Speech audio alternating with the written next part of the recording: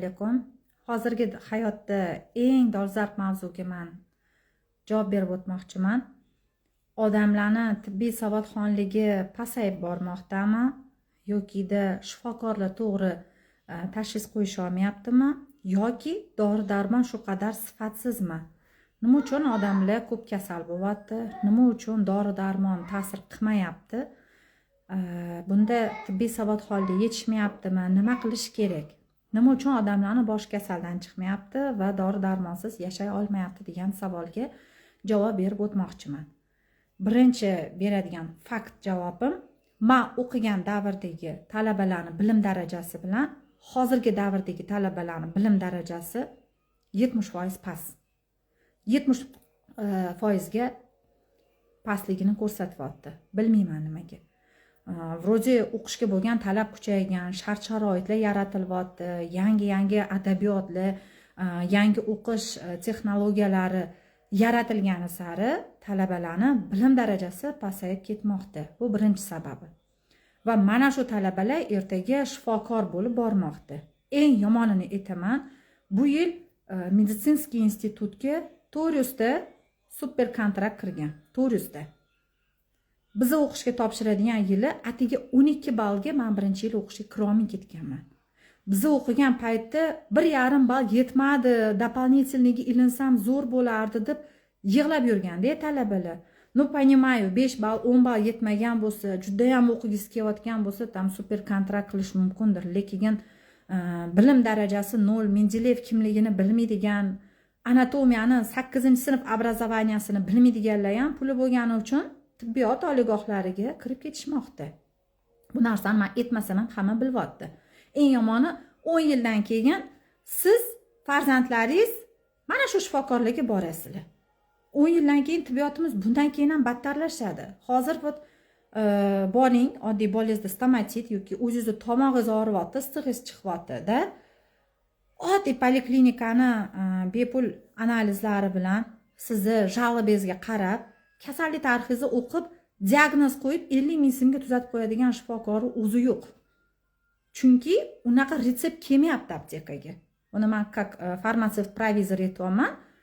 Oddiy, to'g'ri yozilgan retseptura menga kelayotgani yo'q. Ko'rmayapman ham. Savdoda men ishlamaganman, lekin savdoda ishlaydiganlarni men o'qitadigan odamman-da. Ustoz, men bir retsept ko'rib bering deb shogirdlarim, o'quvchilarim retsept tashashadi. 3 yashar bolaga 17 xil preparat yozib qo'ygan retsepturalarni ko'ryapmiz. Saxarning diabetikligi 19 xil preparat yozishgan. Bor yo'g'i davleniya bilan murojaat qilganlarga ham-da. Bor yo'g'i qon bosimim oshyapti, yuragim titramoqda, bitta ko'rikdan o'tkazib qo'ygan deganga. Qanaqa analiz yozishyapti. Analiz bemorlarning tinkasini qurityapti. Hali dori-darmon yetib borganingiz yo'q, siz hali lecheniya olishni boshlaganingiz yo'q, lekin 1,5 millionlik analizni topshirmasangiz, doktor sizga hech narsa yozmaydi. Gepatit B, gepatit C, 4 infeksiya, TTG, T4 gormonlarga topshirishyapti. Tomog'i og'rib borgan bemorga gormonal balansni ko'rishimiz kerak deyishyapti. Gepatit bu yerda prichom, men shunisiga hayronman. Juda ko'pchilik laboratoriyaning qurboniga aylanmoqda. Men sizlarga tan olib aytaman. Apteka, vrachebniy sostav, laboratoriya kelishuvda, o'zaro kelishuvda ishlaydi. Dorixonalarni, klinikalarni, laboratoriyalarni qurboniga aylanishni xohlamasangiz, o'zingiz uchun tibbiy savodxonlikni oshirish davri kelgan hozir. O'zingiz uchun ozgina meditsinskiy kitobni ochib, 1 yil umringiz ketsa, bor yo'g'i 1 yil, 4 tagina fanni bilib olsangiz ham normalniy ozgina tushuncha bo'ladi sizda. Hatto bu klinik farmakologiyani bunda o'qib olinglar, buni oddiy xalq ham o'qib olsa, nima kasalga nima preparat qachon va qaysi holatda qo'llaniladi, qanday nojo'ya ta'siri bor va qarshi ko'rsatmasi haqida bilib oladi. Hech bo'lmasa doktor yozgan dori-darmonni dorixonadan xarid qilayotgan vaqtingizda o'sha yerda skameyka bor. Shoshmangda, maylimi men bitta annotatsiyasini o'qib olsam deb annotatsiyasi bilan tanishib chiqing. Qarshi ko'rsatmasi bilan tanishib chiqing, sizdan hech narsa ketmayapti. 3 yoshli bolangizga yozib bergan dorini hammasini annotatsiyasi, nojo'ya ta'siri, qarshi ko'rsatmasi bilan обязательно tanishib chiqing. Ba'zi bir holatlar bo'ladi, gijja dorilarga kelishadi. 6 yoshdan kichik bo'lgan bolalarga mumkin emas, lekin 2,5 yashar bolaga yozib qo'yishadi. O'shanaqa holatlarda bilgan farmatsevt bo'lsa yetadi. Bolangizni jigariga salbiy ta'sir qiladi, kuchli preparat olasiz. Gijjaga bo'lgani bilan 6 yoshdan kichkinalarga mumkin emas. Bolangiz o'zi nima bilan og'riyapti degan savollarni beradi. Agar opitli farmatsevt bo'lsa, retseptura noto'g'ri yozilganligini aytib o'tadi. Bu oddiy misol, kecha darsimda aytib suyak va bo'g'im preparatlarini qarshi ko'rsatmasi bir-biriga nojo'ya ta'sir qiladigan dori-darmonni korreksiyasini o'tib berdim-da studentlarga. Nima bo'lyapti? Ko'pchilikni bo'g'imi og'riydi, oyoq-qo'li og'riydi-da, kalsiy ichadi, vitamin D preparatlarini ichadi. O'sha paytda kimdir maslahat beradi sizga. Nemesil ichgin, shunda og'rig'ingni qoldiradi deb. Nosteroid preparatlar bilan, beta blokatorlar bilan kalsiy preparatlarini birgalikda qo'llash mumkin emas. 24 soat ichida birga qo'llanilsa, u bir-birini ta'sirini susaytirib yuboradi. Ya'ni ikkala qabul qilgan doringiz ham bir teng bo'lib qoladi. Keyin kasal o'tiradi. Oldingi dorilar yaxshi edi, hozirgi dori-darmon sifatsiz deb. Gap unda emas, dori-darmonlar sifatli. Agar sifatiga, normativ hujjatga, standartga javob bermasa, Farim komitet litsenziya bermaydi, dopusk bermaydi sotuvga. Lekin avvalgilar lecheniya olganda 3 ta doridan ortig'ini bir kunda qabul qilmagan. Shuning uchun odamlar sanatoriyda, больницаlarda 14 kunlab, 20 kunlab davolanishgan. 5 kun bu dorini, 5 kun bu dorini bo'lib qabul qilishganki, dori-darmonni bir-biri bilan mutanosiblik bo'lgan. Bitta tanaga masalan bir kunda 4 xil ovqat, 2 xil salatni yesangiz, agar siz 10 kun shu narsani har kuni iste'mol qilsangiz, bo'kib qolasiz, jirovoy gepatoz bo'ladi sizda, ertaga salbiy oqibatga olib keladi, davleniyaz oshib ketadi, sahringiz ko'tarilib ketadi. Bu ovqatda, endi tasavvur qiling, siz dori-darmonni 10 tasini bir vaqtda qabul qilyapsiz. Ketma-ketiga. Hatto sizga yozilayotgan retsepturani annotatsiyasi bilan tanishib chiqing. Tibbiy savodxonlik hozir har bitta insonga, har bitta oilaga, har bitta onaga kerak bo'lgan mavzu. Dori-darmonni, klinik shifoxonalarni, laboratoriyalarni qurboniga aylanmayman desangiz, pulingiz kiyim-kechakka, orzu-havasingizga, kommunal to'lovga, ro'zg'orga, bolalarni o'qishi, repetitoriga ortishini xohlasangiz, ozgina moliyaviy savodxonlikni o'zingizda oshirishingizga to'g'ri keladi. Masalan, bizani o'qitgan ustozlarimiz 13 ming so'm bilan ham stomatitni tuzatib qo'yishni o'rgatishgan. 13 ming so'm xarajat qilib, stomatitga dori yasashni men profilimda ham ko'rsatganman. 1 yilmi, 1,5 yil bo'lib qoldi. Lekin hozirgilar bilmaydi. Hozirgilar kamida 300 ming retsept yozadi. Chunki anta firma kelganda reklamirovat qilib, men buni yozgan, men buni qilgan deb. Men u preparatlarga hech qanaqa qarshiligim yo'q, lekin kelgan kasalim rang ro'yiga qarab, oilaviy holatiga qarab, kuz keldi, zax tushdi, tapchikada kirib kelgan bemor va bu qayerdan topadi pulni, qayerdan pul oladi laboratoriyaga, men yozgan doriga qanaqa qilib pul yetkazadi? Gemoglobin o'zi 70 bo'lib yotibdi, bu anchadan beri go'shtsiz ovqat yeyotgani ko'rinib turibdi-ku bu bemorni. Debchi, nari beri 2-3 ta tabletka bilan tuzatib qo'yadigan insoflilar kamayib ketyapti. Yo'q demayman, bor, lekin kam. Kamayib ketyapti. Ali kasal bechara keladi, retsept bilan keladi, aptekada turadi, yozganini shotga tashaladi, 700 ming, 800 ming, 1,5 million bo'ladi-da, qarab turadi-da, bola puli olganda kelarman, xo'jayinim oila olganlarda kelarmiz. Hozir nimadir qilib turishimga bu narsa bera olmaysizmi? 100 ming so'm pulim bor, bolam isitmalab qiynalib ketyapti. Bu narsani olishga menda pulim yo'q, nima qilishga hayronman dedi. Конечно, farmatsevt beradi dedi. Men laringosep ishimdani to'xtab turing, men bu nistatin tabletka, vitamin B6 bu 12 dan bitta ampula beradi. Shuni maydalab, mashinada eritingda, og'zini 2-3 mahal palaskats qilib turing. To'xtab turing, anta tirnoqgul nastoykasi bor, 4 tomchi suvga tomizasizda 2-3 mahal tomog'ini chaying, Perix vodorod 3,5 ming turadi. Bitta chaying yiringini ko'chiradi, faqat bir martagina chayiladi, bo'ldi, issig'i tushadi bolangizni. Nistatin bering, Futis 35 ming turadi, 13 ming so'mga, 15 ming so'mga hamchi nistatin vitaminkani bir dona ampulasini beribchi, shu bemorga yordam berishga harakat qiladi. No, скорее всего, bizning talabalarimiz. Endi men aytmoqchimanki, insof sari baraka. Hozir ko'pchilik pulli ketidan qilyapti. Ko'pchilik pul bo'lsa, jonini ham, vijdonini ham nomini ham sotib tashlaydigan zamon bo'lib qolgan. В том числе balki meni eshitib turgan siz ham shunaqadirsiz boshqa sohada va tibbiyot qurboniga aylanishmoqda ko'pchilik. Bitta savol bo'ldi, farmatsevt retseptsiz dori-darmon sotishga haqqi bormi? Nimaga ko'pchilik shifokorga bormasdan primoy aptekaga borib, farmatsevtdan so'rab davolanyapti. Farmatsevtlar odam davolashga o'tib ketyapti. Shuni siz o'quvchilarga tushuntiring, что retseptsiz sotish mumkin emas deb ayting deyishadi. Da, retseptsiz sotish mumkin bo'lmagan, retseptsiz berilishi taqiqlangan preparatlar bor. Lekin retseptsiz berish mumkin bo'lgani bor. Endi o'zingiz o'ylang, pulingiz yetmay turganida shamollashingizdan 40 ming, 50 mingga tuzatib qo'ygan farmatsevt 3 oy, 4 oy o'tadi, yarim yil o'tadi, siz yana kasal bo'lasiz. Bormaysiz deysiz u doktorga. 1,5 millionlik analizsiz sizga tashxis qo'ya olmaydigan doktorga bormaysiz de. Odam o'z bilan gapirib turibdi. Qon siydi, peshob tahlili, UZI, hamma tahlili bor. Oddiy oilaviy poliklinikada ham zo'r tekshiradi.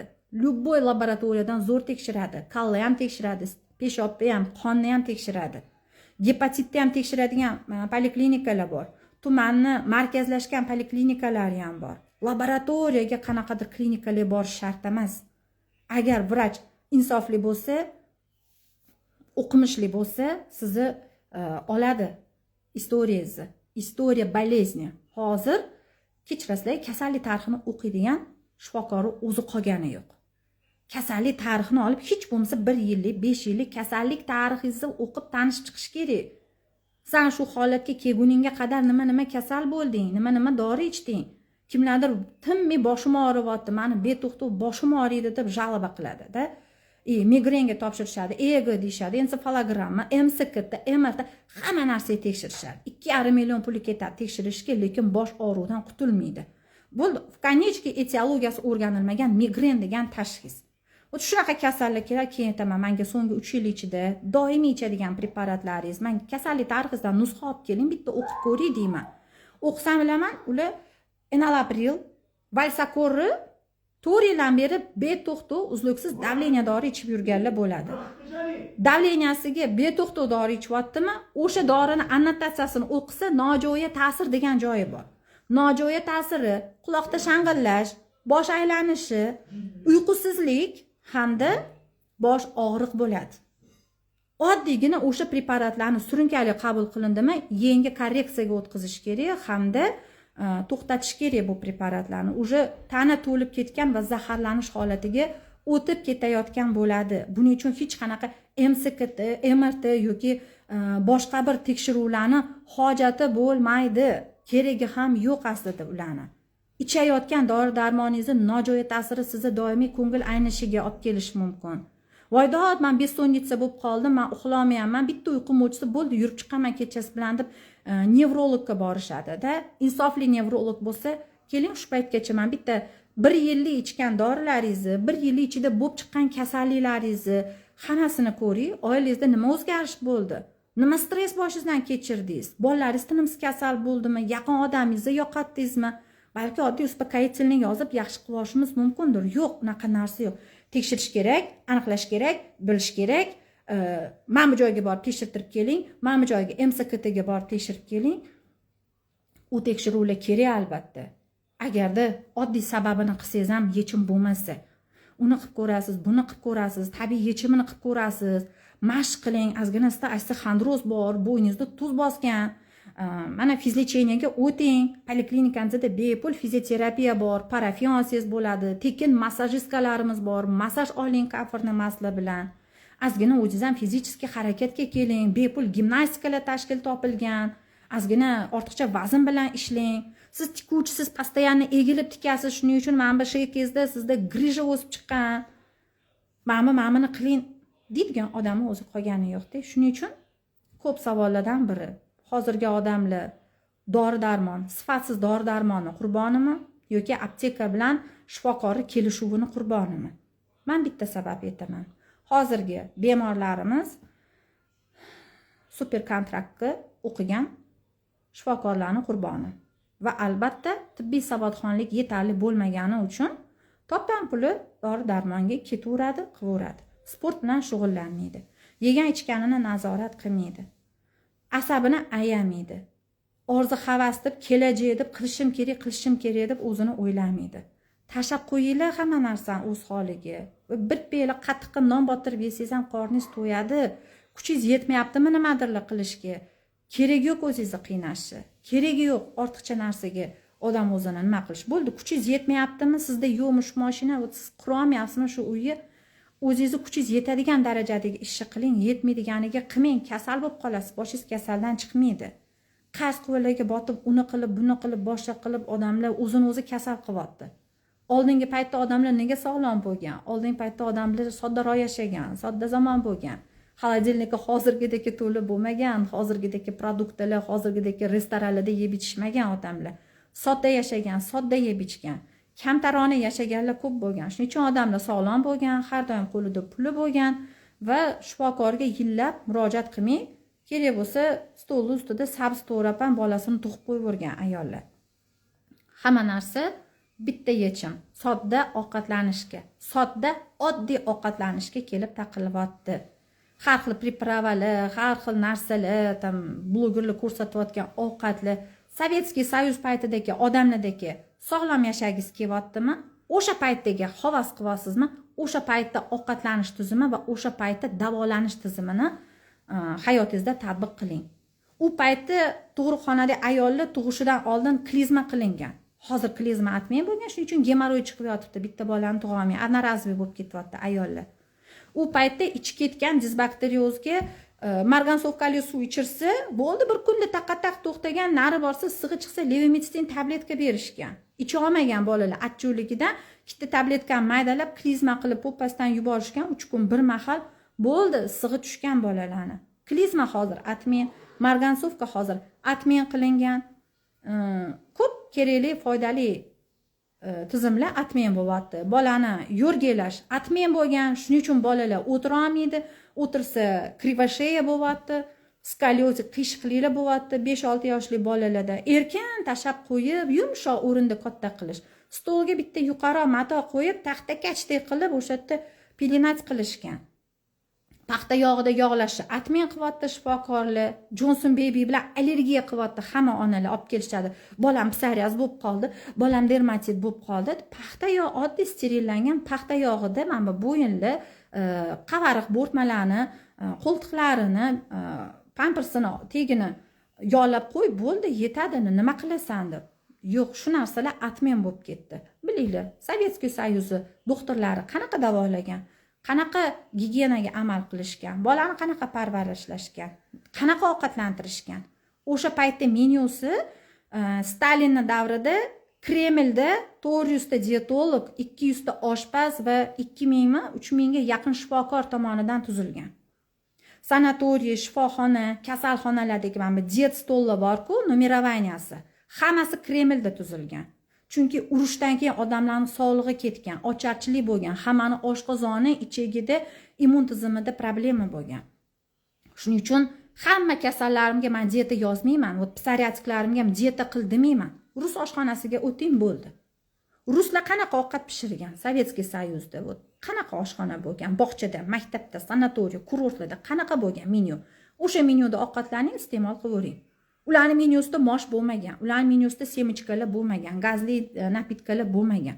Va albatta so'nggi tavsiyam, hozir kasal keladiganida, haftada bir marta bo'lsa ham paxta yog'idan ovqat yeb turinglar. Tanaga paxta yog'i kirish kerak. Hozir ko'pchilik semichka yog'iga o'tib ketdi. Oldinlari hamma paxta yog'ida ovqatlangan. Paxta yog'i tanaga kerak. Agarda men yomayman, ko'ynimayman desangiz, hatto cho'milib chiqqaningizdan keyin tanani ba'zi bir qismlariga paxta yog'i surtib turing. Bel, qovuq sohasiga, oshqozon sohasiga, po'palarga paxta yog'i surish kerak. Uxlayotgan bolangizni har kun kechqurun oyog'ini, boldirlarini, kaftlarini paxta yog'ida massaj qilib qo'ying. Mana bu quloqlarini tegi, bo'yinlarini. Oldindan oqqan suvni qadri yo'q. Bizning O'zbekistonda paxta muammo emas. Paxta yog'i suv tekin narsa. Mana shu narsalarga amal qilinglar. Savollar bo'lsa yana murojaat qilinglar. Shunaqa qisqa jonli efir orqali tushuntirib, bayon qilib o'tishga harakat qilaman. Omon bo'linglar. Videolarimni tarqatib qo'yinglar.